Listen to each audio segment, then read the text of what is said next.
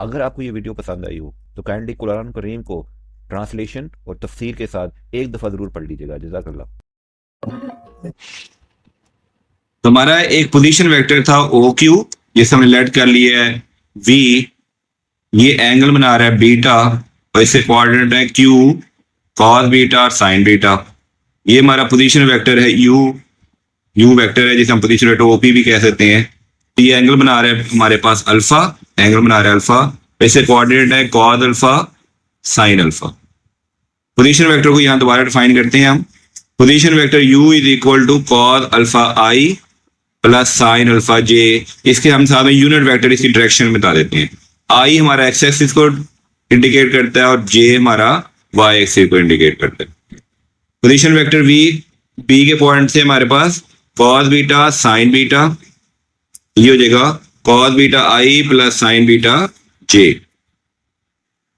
अब हम u dot v कर लेते हैं, इनका डॉट प्रोडक्ट लिख लेते हैं। u पोजीशन वेक्टर हमारा ये था, u वेक्टर ये हमने यहाँ पे डिफाइन की है, और ये v पोजीशन वेक्टर हमारा ये था, हमने इसको यहाँ पे डिफाइन किया। हमारी डॉट प्रोडक्ट की प्रॉपर्टी है i डॉट i या j डॉट j और k डॉट k 1 होते हैं, और i dot j dot k या k डॉट i इनका उल्टा भी कर लें तो ये सारे जीरो होंगे। इसका मतलब है कॉस अल्फा i सिर्फ कॉस बीटा i के साथ मल्टीप्लाई होगा, बाकी जो i जब j से मल्टीप्लाई होगा तो आंसर जीरो आ जाएगा। इसमें साइन अल्फा j सिर्फ साइन बीटा j के साथ मल्टीप्लाई होगा, जब j i के साथ मल्टीप्लाई होगा, देखें जब j i के साथ मल्टीप्लाई होगा तो आंसर जीरो आ जाएगा। अब इसे मल्टीप्लाई करते हैं, cos alpha i multiply by cos beta i, ये आ गया हमारे पास cos alpha i dot i 1 हो गया तो लिखने की जरूरत नहीं है। तो कॉस अल्फा और कॉस बीटा, इसमें साइन अल्फा सिर्फ साइन बीटा के साथ आएगा, तो साइन अल्फा साइन बीटा। हमारे डॉट प्रोडक्ट का फार्मूला होता है u dot v is equal to u का मैग्नीट्यूड v का मैग्नीट्यूड और इन दोनों वेक्टर के दरमियान का एंगल। दोनों वेक्टर जो दरमियान एंगल है वो है अल्फा माइनस बीटा, तो थीटा की जगह आ जाएगा अल्फा माइनस बीटा। अब हम ले लेते हैं कि u हमने जो ये लिया था वेक्टर, ये एक यूनिट वेक्टर है, यानी कि इसका मैग्नीट्यूड जो होगा u का जो मैग्नीट्यूड है ये 1 होगा, और जो हमने यहाँ पे v वेक्टर लिया था ये भी यूनिट वेक्टर है, यानी कि v का जो मैग्नीट्यूड होगा वो भी 1 होगा। अब हम इस फार्मूले में वैल्यू पुट करते हैं। u डॉट v का हम फार्मूला प्रूव कर चुके हैं, ये सारी वैल्यू हम यहाँ लिख देंगे। u का मैग्नीट्यूड 1, v का मैग्नीट्यूड 1, और ये हो जाएगा कॉस अल्फा माइनस बीटा। तो ये हमारा फार्मूला प्रूव हो गया। ये हमारे पास ट्राइंगल है A B C, point A angle बना रहा है अल्फा, पॉइंट बी एंगल बना रहा है बीटा, और पॉइंट सी एंगल बना रहा है गैमा। ए के सामने वाला पोजीशन वेक्टर होगा ए, सी के सामने वाला पोजीशन वेक्टर होगा स्मॉल सी, और बी के सामने वाला पोजीशन वेक्टर होगा स्मॉल बी। हमारा ये एंगल अल्फा है और ये हमारा एक सप्लीमेंट्री एंगल है। ये स्ट्रेट लाइन जो होती है वो 180 डिग्री बनाती है, तो ये जो एंगल होगा ये हमारे पास होगा 180 माइनस अल्फा। याद रखें कोई भी स्ट्रेट लाइन हो तो जो एंगल बनाती है वो 180 डिग्री बनाती है, इसे सप्लीमेंट्री एंगल कहते हैं।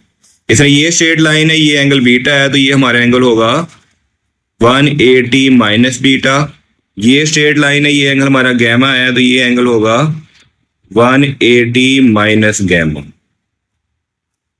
अब ये तीन पोजीशन वेक्टर क्लोज ट्राइंगल बना रहे हैं, तो इसका मतलब है अगर तीनों को हम प्लस करें, position vector A plus position vector B plus position vector C, तो इनका सम आएगा 0, क्योंकि जहां से हम शुरू होंगे, यहां से हम शुरू हुए, यहां फिर उसी पॉइंट पे वापस आ गए, तो क्लोज ट्राइंगल का जो सम होता है पोजीशन वेक्टर का वो 0 होता है।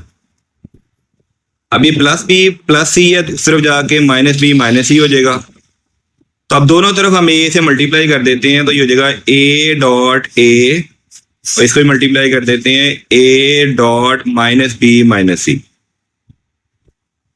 तो ये बन जाएगा ए डॉट ए वेक्टर का स्क्वायर, ये बन जाएगा माइनस ए डॉट बी, और ये बन जाएगा माइनस ए डॉट सी। अब ए डॉट बी किसके इक्वल है?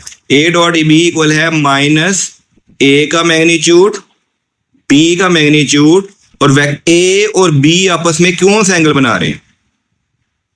ये देखें, पोजीशन वेक्टर ए और पोजीशन वेक्टर बी आपस में क्या एंगल बना रहे हैं? 180 माइनस गैमा। तो आपका बिल्कुल आंसर ठीक है, ये आ जाएगा cos 180 माइनस गैमा। अब इसको दोबारा इसको यहाँ ऐसे ब्रैकेट में क्लोज कर लेते हैं, माइनस ए डॉट सी, ए का मैग्नीट्यूड, सी का मैग्नीट्यूड और ए, ये देखें ये ए और ये सी आपस में क्या एंगल बना रहे हैं? 180 माइनस बीटा। तो ये हो जाएगा cos 180, ये बना रहे हैं 180 minus beta, cos 180 minus beta. Trigonometry का फार्मूला होता है cos 180 minus gamma is equal to minus cos gamma. Similarly cos 180 minus beta is equal to minus cos beta. 180 minus theta is equal to minus cos theta, 180 minus beta is equal to minus cos beta. हमने ये दो value इसमें put कर दी, तो ये आ जाएगा minus A B और माइनस cos गैमा। ये माइनस माइनस प्लस हो जाएंगे, तो ये आ जाएगा plus A B cos gamma. Similarly यहां पे देखें, इसकी जगह आ जाएगा माइनस ए सी और ये आएगा, यहां पे माइनस डाल देता हूं, माइनस cos बीटा और ये माइनस माइनस प्लस हो जाएंगे, तो प्लस ए सी cos बीटा। अब यहां पे हमारे था ए वेक्टर का होल स्क्वायर। अब यहां भी ए वेक्टर का मैग्नीट्यूड है, यहां भी ए वेक्टर का मैग्नीट्यूड, ऐसे कॉमन ले लें, तो ये ए वेक्टर का मैग्नीट्यूड हमने कॉमन ले लिया, तो ये आ गया बी cos गैमा प्लस सी cos बीटा। अब यहाँ पे दो स्क्वायर थे, इसको ऐसे लिख लेते हैं, ए और ये भी मैग्नीट्यूड है, ये भी मैग्नीट्यूड है, तो एक मैग्नीट्यूड से कैंसिल, तो ये आपका थ्योरम प्रूव हो गया। ए का मैग्नीट्यूड, बी का मैग्नीट्यूड, यहाँ मैग्नीट्यूड की वैल्यू डाल देता हूं मैं, ए का magnitude is equal to B का magnitude cos gamma plus C का मैग्नीट्यूड cos बीटा।